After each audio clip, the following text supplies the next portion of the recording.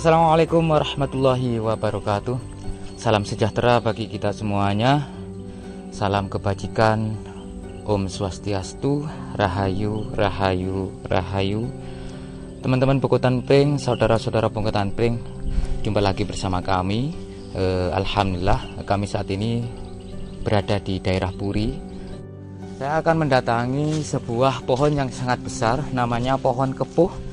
Dalam filosofi pohon kepuh ini secara umum adalah kepuh, yang berarti kekepane sesepuh. Apa yang dimaksud dengan kekepane sesepuh? Jadi pohon ini seakan-akan memberi nasihat kepada kita semuanya di zaman yang saat ini untuk menghormati leluhur, di mana apa yang diperjuangkan oleh para leluhur kita, mereka menjadi pahlawan, ada yang membabat alas atau mengawali desa, dan di bawah pohon kepuh ini banyak kami jumpai batu-batu candi seperti yang ada di depan kami. Ini adalah batu-batu candi yang berserakan. Entah kenapa, apa yang terjadi dulu sehingga batu-batu candi ini sudah tidak terbentuk dalam bentuk bangunan lagi, dalam bentuk bangunan candi lagi. Sangat disayangkan sekali. Ada beberapa batu candi di sini yang sangat besar. Di bagian bawah batu ini, teman-teman, ada semacam berbentuk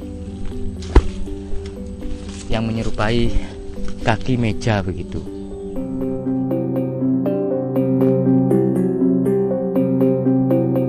Apakah ini memang dulunya batu yang menyerupai meja, atau memang ini adalah bentuk dari sebuah batu yang difungsikan untuk pengunci dari batu yang candi yang satu ke batu candi yang lainnya? Kita coba kembalikan. Banyak sekali di sini bagian-bagian batu candi yang sudah tidak tertata lagi begitu. Dan melihat dari tumpukan ini, memang mungkin warga sini yang sengaja mengumpulkan batu-batu candi ini ke bawah pohon kepuh ini, teman-teman. Ada satu lumpang, teman-teman, namun keadaannya saat ini pecah begitu ya. Tumpang ini dulunya difungsikan untuk menumbuk suatu bahan baku makanan seperti jagung, padi, dan sebagainya. Dan ada juga di sini batu bata merah kuno yang bercirikan khas dengan kerajaan Majapahit seperti ini, teman-teman. Dan semuanya ini adalah batu-batu candi yang tidak berbentuk kubus lagi. Mungkin ini sudah pecah karena benturan, atau memang dulunya ada pengerusakan begitu. Apakah tempat ini adalah sebuah candi yang dikhususkan untuk peribadatan waktu itu, atau memang hanya sebuah altar saja yang dikhususkan untuk peribadatan? Kita mencoba untuk minta keterangan dari sudut pandang spiritual. Ada Mas Den, spiritual muda, dan ada Mas Tony. Seperti apa nanti ikuti terus dalam penelusuran kami di Pungkutan.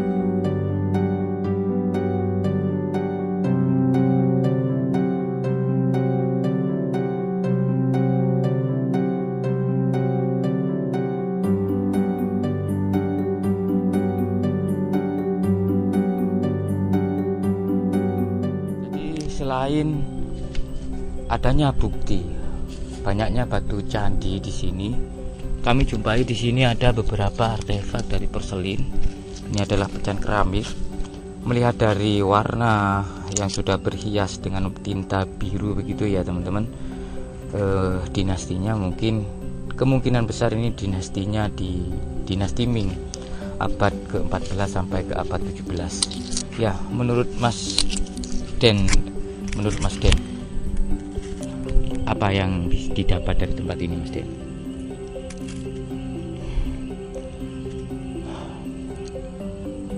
Tempat ini adalah seperti yang terlihat ya, Kang Eko ya. bukan ke kebangunan seperti rumah itu bukan, tapi lebih ke candi gitu loh. Lebih ke candi dan ada banyak didatangi para raja gitu loh. Entah itu raja siapa yang biar berkomunikasi dengan saya tadi tidak menyebutkan. Cuma tempat ini sering didatangi para raja seperti itu. Itu yang beliau bicarakan seperti itu. Untuk masa Mas Den, seperti yang kami coba kaji ya secara geografis. Kalau saya pribadi itu lebih ke masanya Prabu Hayam Wuruk. Begitu ya. Iya.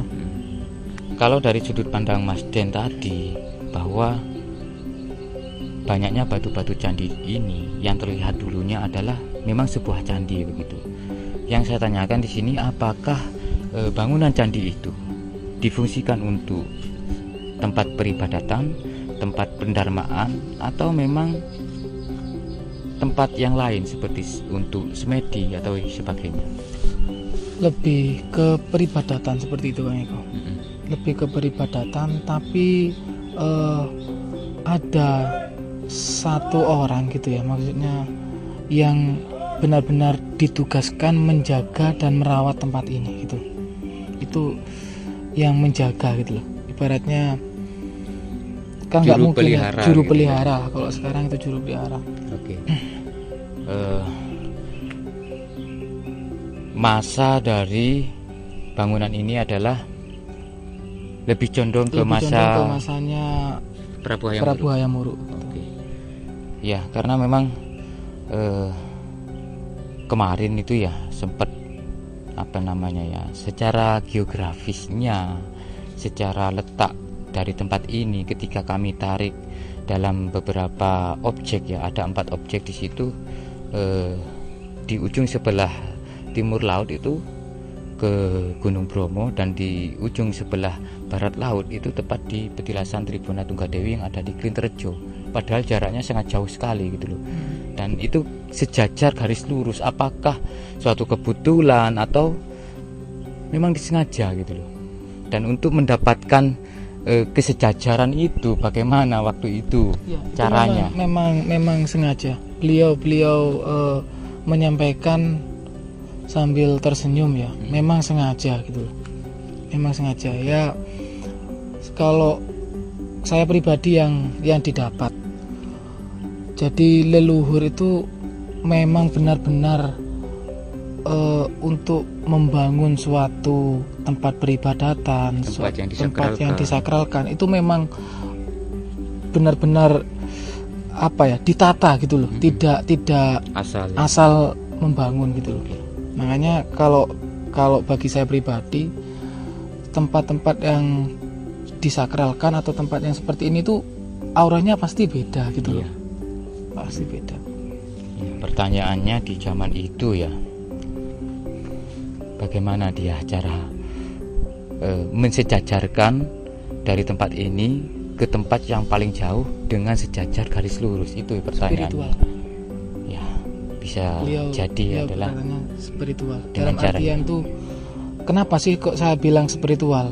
Ketika beliau kan sekarang hadir, ketika Kang Eko memberi pertanyaan seperti itu, beliau tuh cuma begini aja. Karena bagi saya pribadi, hati adalah punjernya spiritual tuh di hati, seperti itu. Batin. Jadi batinnya orang dulu itu memang hidup gitu loh. Makanya jiwa, dia bisa melihat. Iya, bisa melihat dan berkomunikasi. Kalau sekarang kan kita banyak media yang bisa difungsikan, tapi kalau dulu hanya satu ya, memang batin gitu loh, kontak batin.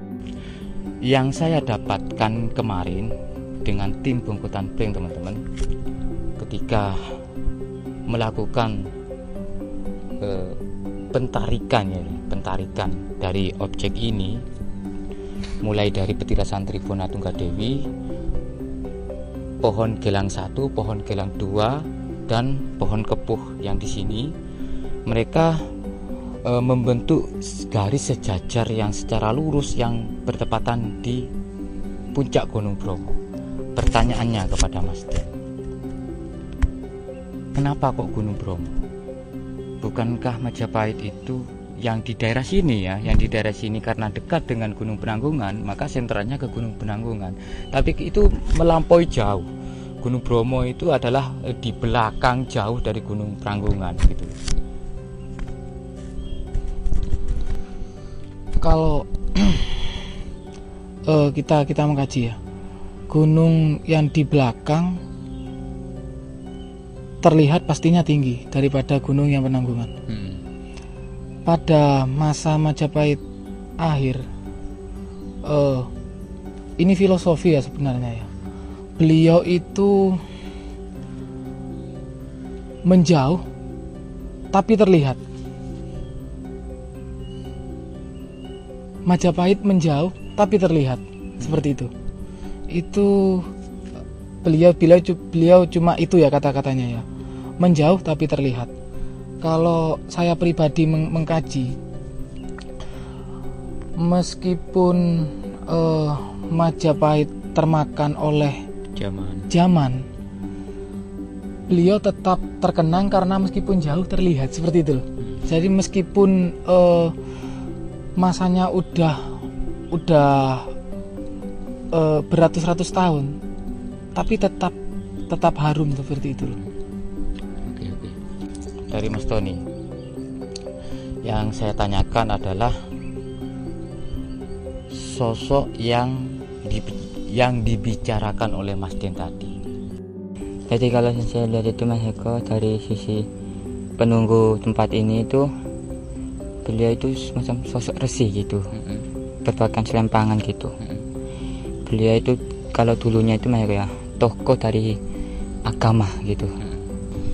Menurut Mas Tony ini, apakah tempat ini dikala waktu-waktu tertentu begitu ada semacam kejadian-kejadian yang di luar nalar? Ya ada Mas Eko.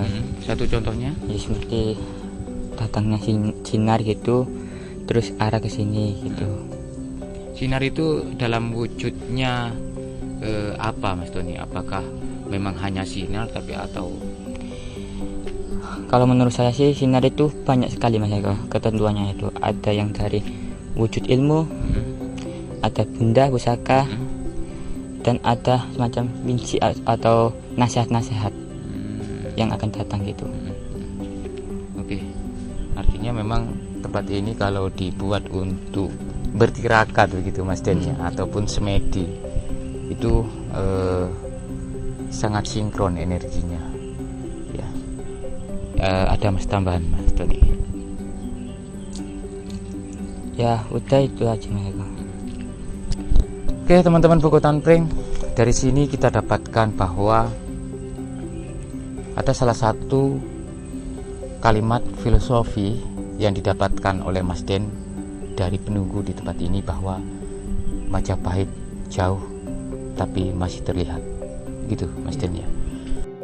Meskipun Majapahit dimakan zaman, saat ini kami masih bisa merasakan apa yang diwariskan oleh Majapahit. Salam budaya Nusantara, tinggalkan perselisihan, sambung persaudaraan. Wafaminkum, wassalamualaikum warahmatullahi wabarakatuh. Rahayu.